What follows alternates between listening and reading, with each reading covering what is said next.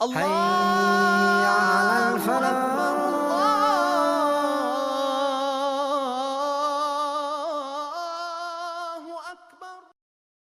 ቢስሚላህ ወልሐምዱሊላህ ወሰላቱ ወሰላሙ አላ ነቢይና ወአላ አሊሂ ወአስሐቢሂ ወመን ዋላ ፈሰላሙላሂ አለይኩም ወራህመቱላሂ ወበረካቱ። ያ ሙስሊሙን ሙስሊማት እንዲሁም ይህንን መርሃ ግብር የምትከታተሉ ክርስቲያን ታዳሚዎች ሁላችሁም ሰላም ብያለሁ። ኢንሻአላህ ዛሬ የምንመለከተው ኢየሱስ እውን የባህሪ አምላክ ነውን የሚል ነው። ምን ማለት ነው የባህሪ አምላክ ማለት?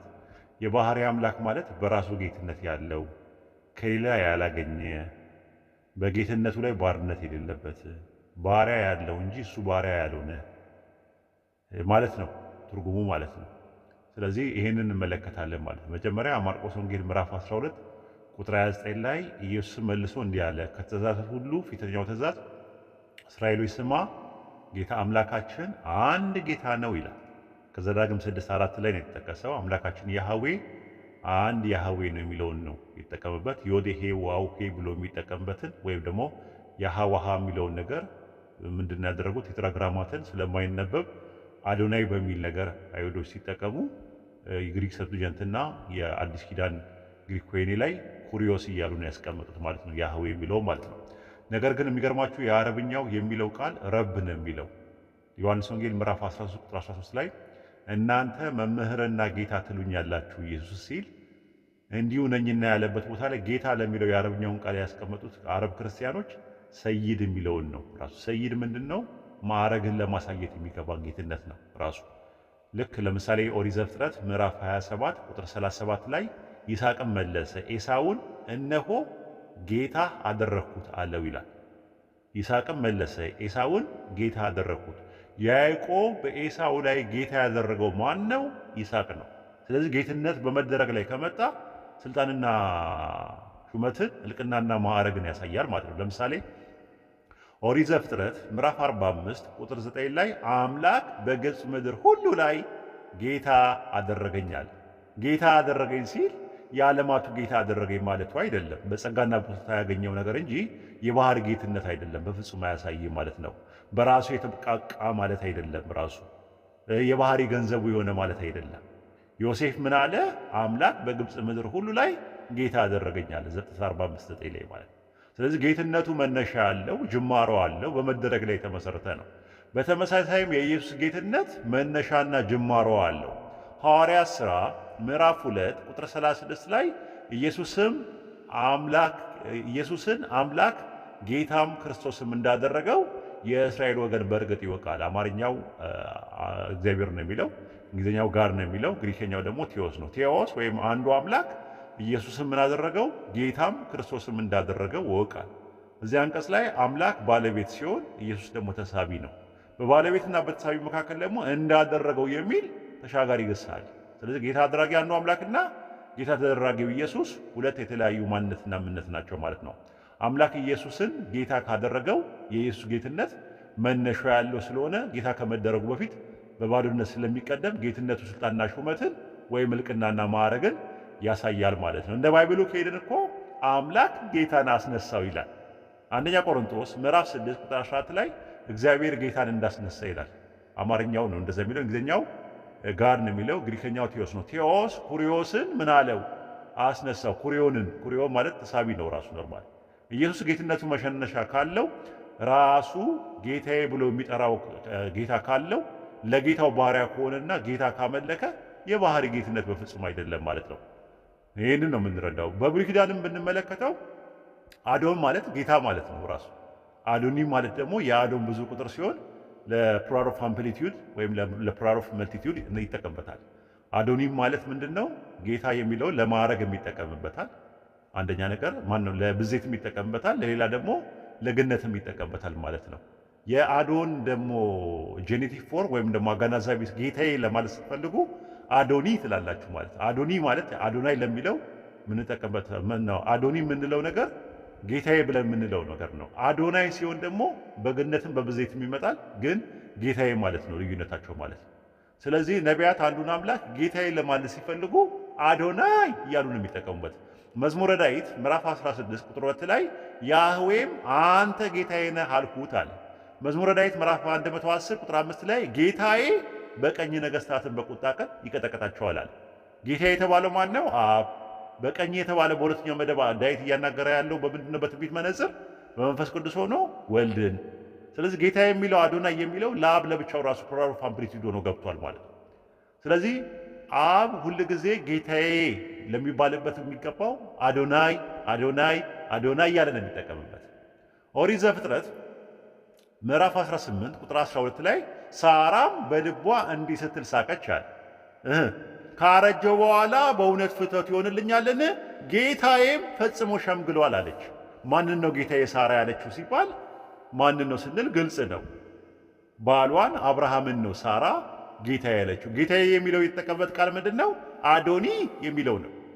ኦሪት ዘፍጥረት ምዕራፍ 24 ቁጥር 35 ላይ ኤሌዘር የሚባለው የደማስቆ ሰው የአብርሃም ባሪያ ምን አለ? ያህዌ አለ ጌታዬን እጅግ ባረከው አለ። ተመልከቱ እንግዲህ ያህዌ ጌታዬን እጅግ ባረከዋል። ጌታዬ ለሚልበት የተጠቀመው ቃል አዶኒ ነው። የግሪክ ሰብስቲቱት ደግሞ ጌታ ጌታዬን እጅግ ባረከው ይል። የትኛው ጌታ? አንዱ ጌታ ያህዌ የተባለው አዶናይ የተባለው የዓለማቱ ጌታ ጌታዬን የማዕረግ ያለውን ጌታ እጅግ ባረከዋል። በተመሳሳይ መዝሙረ ዳዊት ምዕራፍ 110 ቁጥር 1 ላይ ያህዌ ጌታዬን ጠላቶች ለእግር መረገጫ እስካደርግልህ ድረስ በቀኜ ተቀመጥ አለው። ይነጋገሩ ነበረ። ያህዌ ጌታዬን ምን አለው?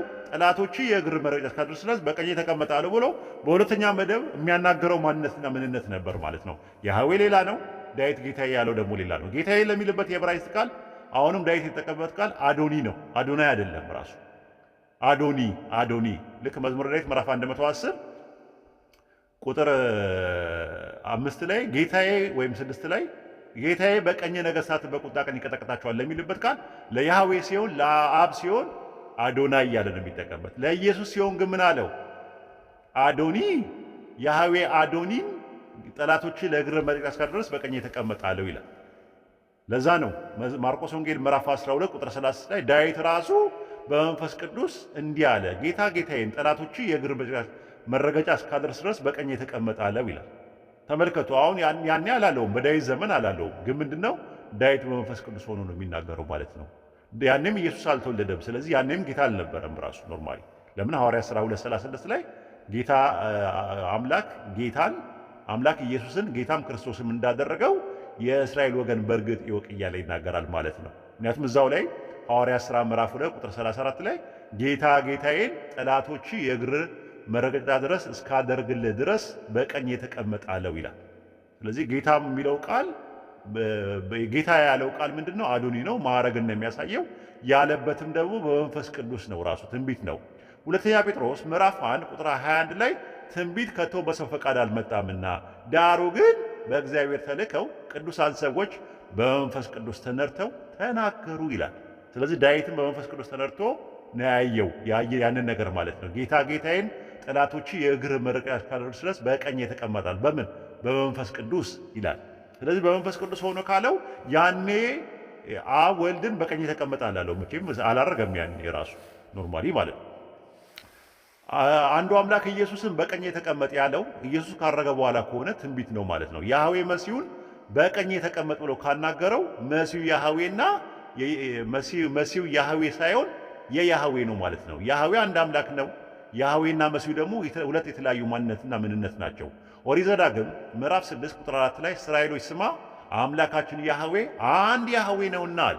ከዛስ መዝሙረ ዳዊት ምዕራፍ 2 ቁጥር 2 ላይ የምድር ነገሥታት ተነሱ አለቆችም በያህዌና በመሲሁ ላይ ተማከሯል። ምን ሲሉ? ማሰሪያቸውን እንበጥስ አሉ ይላል። ማሰሪያቸውን የሁለቱ ማለት ነው። አያችሁ፣ ማሰሪያውን ሲያው ማሰሪያቸውን እንበጥስ ማሰሪያቸውን ይላል። የምድር ነገሥታት ሲነሱ በማና በያህዌ በአንዱ አምላክና በመሲሁ መካከል ማለት ነው። በመሲሁ መካከል ተማከሩ። ምን አሉ?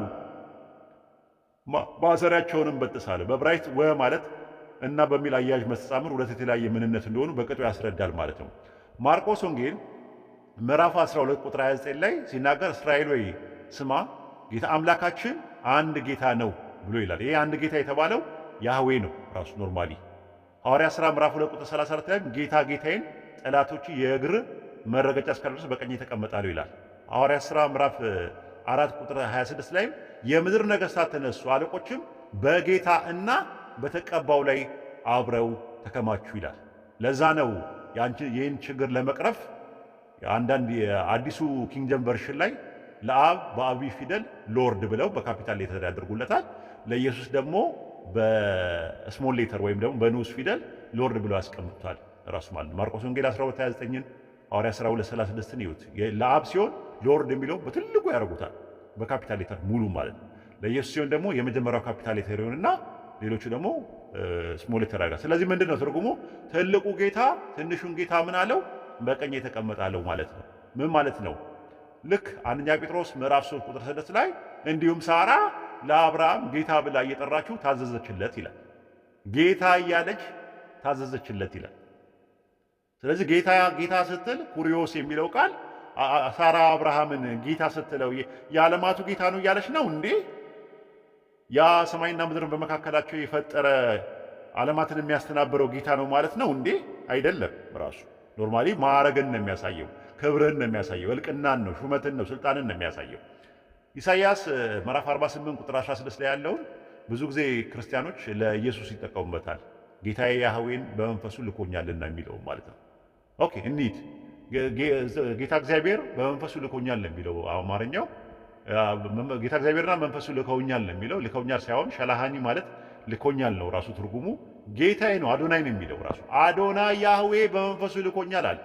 አዶናይ ማለት ጌታዬ ማለት ከሆነ ኢየሱስ ያህዌን ጌታዬ ካለው ጌትነቱ የጸጋ ነው ማለት ነው። ኢየሱስ ራሱ ምን አለው? ጌታ አለው ማለት ነው። በነገራችን ላይ የሥላሴ አማንያን ኢሳይያስ 48:16 ስለ ኢየሱስ ነው ስለሚሉ ባመጣሽው ዳኛ ተወኝ እስረኛ የሚለውን አገርኛ ብሂል ይዘን እንጂ ለመሞገት እንጂ ጌታዬ ያህዌ በመንፈሱ ልኮኛል የሚለው ኢሳይያስ ነው። ታርገም ዮናታን ኢሳይያስ 48:16 ላይ ነብዩም አለ ነው የሚለው ራሱ ነብዩ ምን አለ?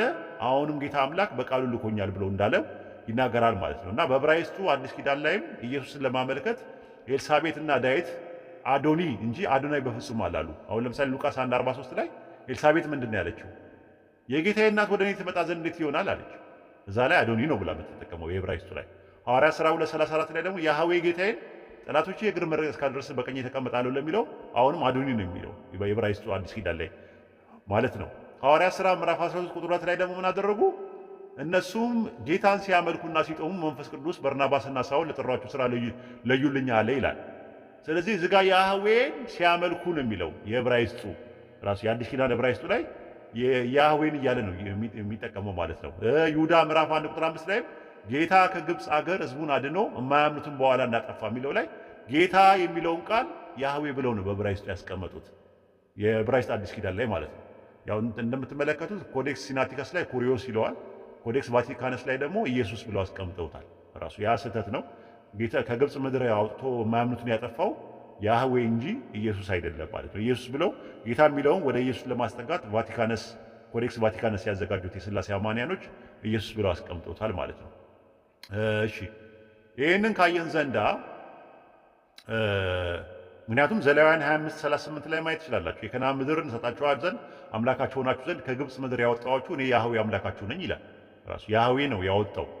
ዘዳግም ዘጸአት 16:4 ላይም ያህዌ ሙሴን በሕጌ ሄዱ ወይ አይሄዱ እንደሆነ ፈትናቸው ዘንድ ከሰማይ እንጀራ አዘንብላቸዋለሁ አለው ይላል። ዮሐንስ ወንጌል 6:32 ላይ ተመልከቱ። ኢየሱስም አለ እውነት እውነት እላችኋለሁ እውነተኛ እንጀራ ከሰማይ የሰጣችሁ አባቴ ነው እንጂ ከሰማይ እንጀራ የሰጣችሁ ሙሴ አይደለም አለ። ስለዚህ እስራኤልን ከግብፅ ምድር ያወጣው ማን ነው? አባቴ ነው ያለው ኢየሱስ ራሱ። ያህዌ ሙሴን በሕጌ ወይ አይሄዱ እንደሆነ እንድፈትናቸው ከሰማይ እንጀራ አዘንብላቸዋለሁ ያለው ነው ራሱ። ከግብፅ አወጣዋቸው እያለ ያለው ማለት ነው። ያህዌ ያህዌ ደግሞ ምንድነው?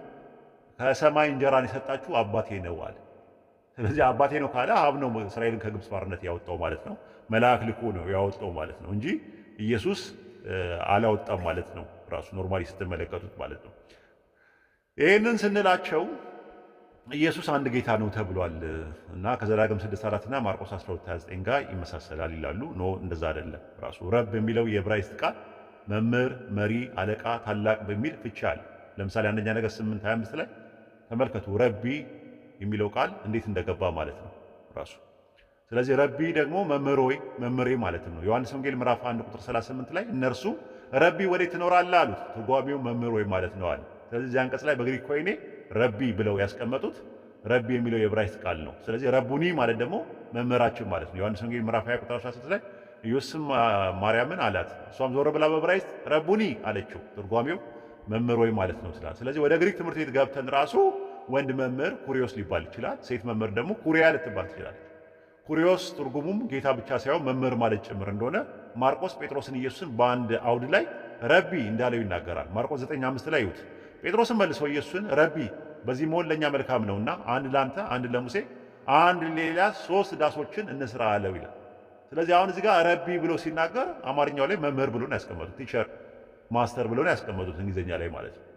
ስለዚህ የማርቆስን ጽሑፍ መሰረት አድርጎ የጻፈው ደግሞ የማቴዎስ ወንጌል ጸሐፊ ጴጥሮስ ኢየሱስን ኩሪዮስ እንዳለው ይናገራል።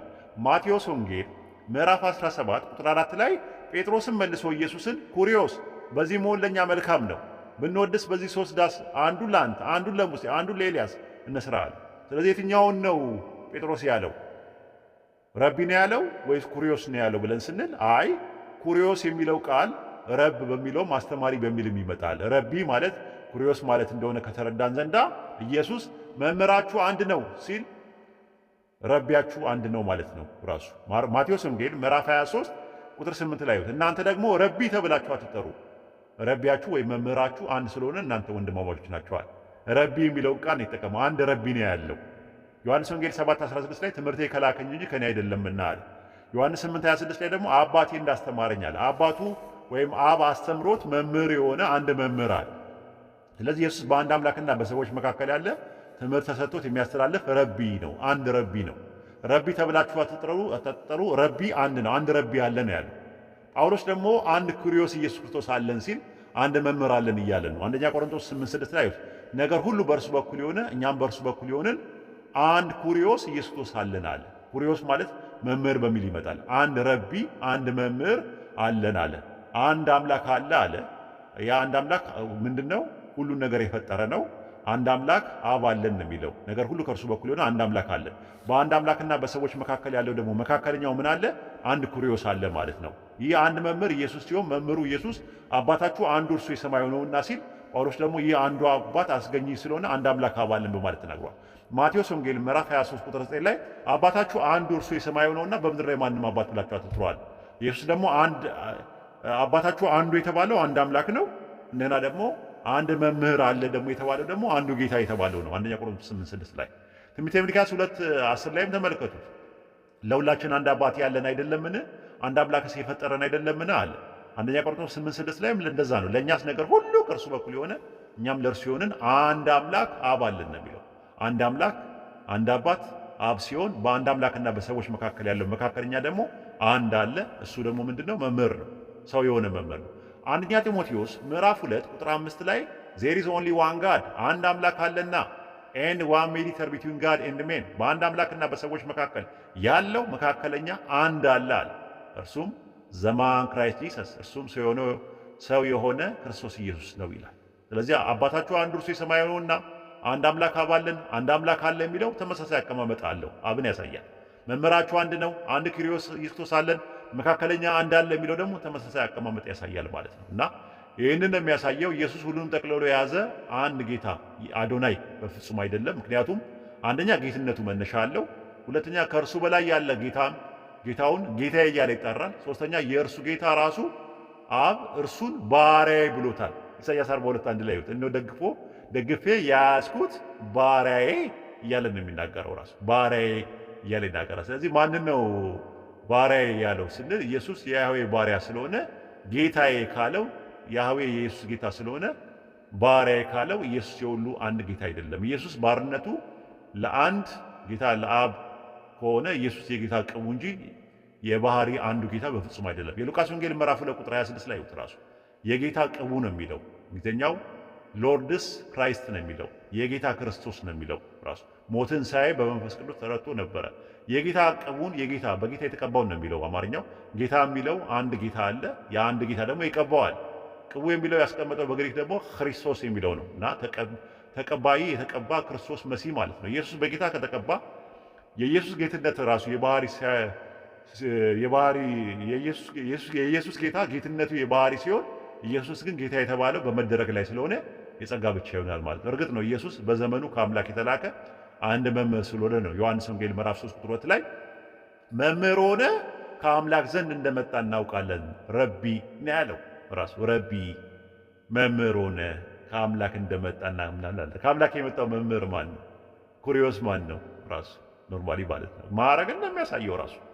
አይ እንደዛ ስንላቸው አይ ኢየሱስ የጌቶች ጌታ ተብሏል ምናምን ላሉ ይህንንም እንይ። ለምሳሌ አንደኛ ቆሮንቶስ ምዕራፍ 14 ቁጥር 34 ላይ ሴቶች በማህበር ዝም ይበሉ፣ ሕግ ደግሞ እንደሚል እንዲገዙ እንጂ እንዲታዘዙ እንዲናገሩ አልተፈቀደላቸውም አለ። ሴቶች በማህበር ዝም ይበሉ አለ። ሕግ ኦሪት የሚባለው እንዲገዙ እንጂ እንዲናገሩ አልተፈቀደላቸው። የት ቦታ ነው የተባለው? ኦሪት ዘፍጥረት ምዕራፍ 3 ቁጥር 16 ላይ ፈቃድሽ ወደ ባልሽ ይሆናል እርሱም ገዥሽ ይሆናል አለ። ገዥሽ ይሆናል አለ። ስለዚህ ወንድ ምንድነው? በሴት ላይ ገዢ ነው። ወንድ የሴት ራስ ነው። ሴት ባሏን ጌታ እያለች ከታዘዘችለት ትሸለማለች ራሱ። አንደኛ ጴጥሮስ ምዕራፍ 3 ቁጥር 5 ላይ ቅዱሳን ሴቶች ደግሞ ለባሎቻቸው ሲገዙ ተሸልመው ነበርና እንዲሁ ሳራ ለአብርሃም ጌታ ብላ እየጠራችው ታዘዘችለታል። አንደኛ ቆሮንቶስ ምዕራፍ 11 ቁጥር 3 ላይ ነገር ግን የወንድ ሁሉ ራስ ክርስቶስ፣ የሴት ራስ ደግሞ ወንድ፣ የክርስቶስ ራስ ደግሞ አምላክ እንደሆነ እንድታውቁ እወዳለዋል። የወንድ ሁሉ ራስ ክርስቶስ ነው የሚለው ኃይለ ቃል ይሰመርበት። ወንዶች ሁሉ የሴቶች ራሶች ከሆኑ የወንዶች ራስ ደግሞ ክርስቶስ ነው። ራስና ደግሞ ጌታ ተለዋዋጭ ቃል የሆነ የመጣ ነው። ሐዋርያት ሥራ ምዕራፍ 5 ቁጥር 31 የተመለከቱት ኢየሱስ ምን አደረገው? ራስና መድኃኒት አድርጎ በቀኙ ከፍ ከፍ አደረገዋል። ራስና መድኃኒት አድርገዋል። ስለዚህ ሐዋርያት ሥራ ምዕራፍ 2 ቁጥር 36 ላይ ደግሞ ጌታ አደረገው ይላል። ጌታ አደረገው፣ ራስ አደረገው ማለት ራስ ማለትና ጌታ ማለት ተመሳሳይ ነው። አንዱ አምላክ ኢየሱስን ራስና ጌታ ካደረገው ኢየሱስ የራሶች ራስ ነው። ራሱ ባሎች ጌቶች ናቸው ለሚስቶቻቸው። የባሎች ደግሞ ራስ ማን ነው? ኢየሱስ ነው። የወንዶች ራስ ማን ነው? ኢየሱስ ነው። ስለዚህ የራሶች ራስ ማለት የጌቶች ጌታ ማን ነው? ኢየሱስ ነው። ክርስቶስ የጌቶች ጌታ ነው የተባለው በአንጻራዊ ደረጃ ስለሆነ እሱ ራሱ ከእርሱ በላይ ደግሞ ራስ አለው። ኢየሱስ ራስ ያደረገው ደግሞ አንዱ አምላክ ነው። ለዛ ነው አንደኛ ቆሮንቶስ ምዕራፍ 11 ቁጥር 3 ላይ የክርስቶስ ራስ አምላክ እንደሆነ እንድታውቁ እወዳለሁ። የክርስቶስ ጌታው የክርስቶስ የበላዩ ማን ነው? አምላክ ነው ብሎ ነው ያስቀመጠው። የክርስቶስ ራስ አምላክ እንደሆነ እንድታውቁ እወዳለሁ ከተባለ የኢየሱስ ክርስቶስ ራስነት በመደረግ ላይ የተመሰረተ ነው። ምክንያቱም ራስ አድርጎ በቀኙ ከፍ ከፍ አደረገው ስለሚል ማለት ነው። ራስ ተብሎ የገባው ቃል ምንድነው? አርኬጎስ ይብለዋል። አርኬጎስ ማለት አለቃና ገዢ ማለት ነው። ለምሳሌ ራዕየ ዮሐንስ ምዕራፍ 1 ቁጥር 5 ላይ ይሁት የምድር ነገስታት ገዢ ተብሏል ኢየሱስ። የምድር ነገስታት ገዢ ማለት የጌቶች ጌታ ማለት ነው። ሁሉን ከእግሩ በታች ያስገዛለት አንዱ አምላክ ሲሆን ኢየሱስ ራሱ ደግሞ ሁሉን ላስገዛለት ለአንዱ አምላክ ይገዛል። ኤፌሶን ምዕራፍ 1 ቁጥር 22 ላይ ሁሉን ከእግሩ በታች ያስገዛለት ይላል። አንደኛ ቆሮንቶስ ምዕራፍ 15 ቁጥር 27 ላይ ሁሉ ከእግሩ በታች ያስገዝቷል ሲል ሁሉ ተገዝቷል ሲል ለኢየሱስ ሁሉን ካስገዛለት ከአብ በቀር መሆኑን ግልጥ ነዋል። ሁሉ ከተገዛለት በኋላ ግን እግዚአብሔር ሁሉ በሁሉ ይሆን ዘንድ በዛን ጊዜ ልጁ ራሱ ሁሉን ላስገዛለት ለእግዚአብሔር ይገዛል። ኢየሱስ ራስና ገዢ ጌታ ያደረገው አንዱ አምላክ ጌትነቱ የባህሪ ሲሆን ኢየሱስ ግን የጌቶች ጌታ የተባለው የነገስታት ንጉሥ በተባለበት ሂሳብ ነው።